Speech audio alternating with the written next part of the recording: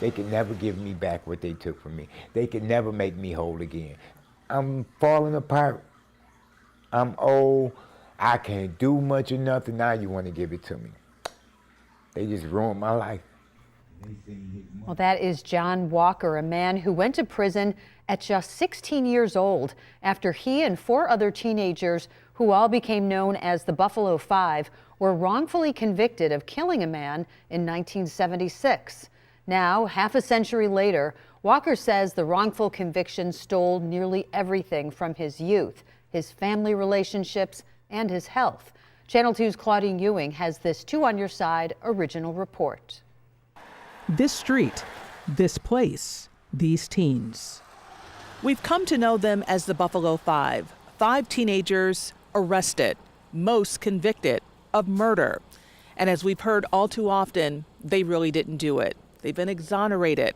But this is about what happened to them by police and the judicial system. This is John Walker's story. January 1976. We were just doing, the regular 16-year-old things. We would go over to the Glenny Drive projects and hang out with each other. John Walker, Daryl Boyd, Darren Gibson, Floyd Martin, Tyrone Woodruff. They would become known as the Buffalo Five. 62-year-old William Crawford had been at the neighborhood bar across the street from his home on Fillmore Avenue. The next day, he was found dead in his driveway. Police said he died of blows to the head. About a week later, the young men were questioned. Then 3-4 days later, they came and picked us up again. And this time they was arresting us, charging us with the murder of William Crawford. Did you know William Crawford? Never met him, never seen him. If I did, I didn't realize it, but he was an older man. We would never be nowhere where he would be at, Walker would come to learn more about what happened at the trial. He was in the Gold Nugget Inn and he was drinking. And he was buying drinks for the other people that was sitting around him. And they seen his money, and they decided that they wanted his money. So once he left the Gold Nugget Inn bar, they went around the back of the house and met him at his back door. You were 16. 16 years old at You the time. couldn't get in the Nugget, could you? At all. You was not getting into the Gold Nugget Inn. Darren Gibson was arrested, then Daryl Boyd. Walker was next. As for Tyrone Woodruff, they forced him to saying that we committed the crime. So he was testifying against the other 4 of us. Woodruff never charged. Gibson got 25 years to life. He ended up doing 34 years, and then 8 months after he got out, he died of a heart attack. Boyd, 20 years to life. And he ended up doing 28 years altogether. They gave me 17 years to life. So I did 22 from the 17, then I did 18 years on lifetime parole. As for Floyd Martin, he was the only one out of our situation that got an acquittal. And that meant a lot to us because you're saying all of us did this crime. How only 3 of us in jail? And when you add up the sentences, it equals the victim's age, 62. Walker fought to clear his name. In 1985, Woodruff recanted his testimony, saying prosecutors forced him to lie on his friends.